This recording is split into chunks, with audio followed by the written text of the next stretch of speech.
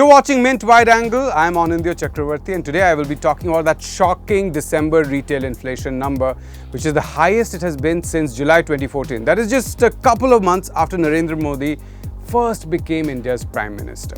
Why is inflation hitting us so badly right now? That's because when your business isn't doing well and you haven't got a good pay hike, the only way to deal with it is by cutting your expenses. Now, how do most people do that? They stop eating out or ordering in. They postpone upgrading their phone or laptop. They make do with that 6-7-year-old car which they had planned to replace. And most of all, they stop spending on luxuries. But there are some expenses that you just cannot reduce. And food is probably the biggest one amongst them. So when food prices go up sharply in the middle of an income freeze, it hits you the hardest. That is exactly what has been happening in the past couple of months, and things have only become worse in December. The latest retail inflation data shows that the combined price of cereals, fruits and vegetables, milk, pulses, eggs, meat and chicken, everything that we eat has gone up by 14% across India.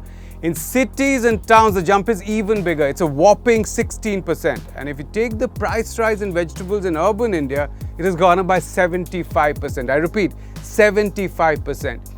Now, anecdotally, we know that the biggest culprit here is the price of onions, which shot up since November. In fact, if you take vegetables out of the equation, food price inflation drops from 14% to about 5.7%. And in urban areas, food price rise, excluding vegetables, drops from 16% to about 6%.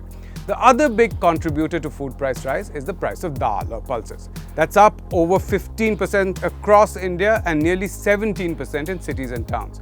So remove vegetables and pulses from the equation, then food price rises about 5%, which is high, but not really that bad.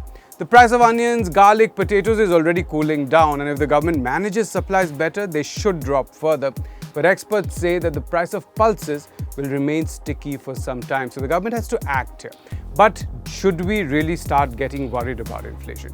Food accounts for about 30% of an urban family's expenses. The remaining 70% is housing, fuel, electricity, education, health, transport, clothing and other things.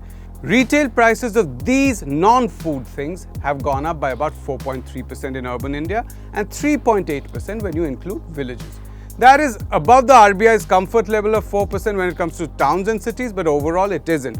So should the RBI really be worried about interest rates? Should it be raising it? After all, the way interest rates affect inflation is that higher interest rates discourage borrowing, and that stops people from buying things by taking loans. It also discourages corporates from taking loans and investing. This curbs demand for goods and services, and when demand falls, prices fall as well. But that has a very minor impact on food prices. After all, we are not borrowing from banks to buy onions. The only impact could be on big wholesale traders who might find it difficult to borrow money, buy up crops and hoard them and then push up prices. But even here, the RBI's benchmark rates are unlikely to make any difference. In fact, with the income squeeze that people are facing right now, higher food prices are likely to automatically reduce the demand for other things, which will have a dampening effect on their prices.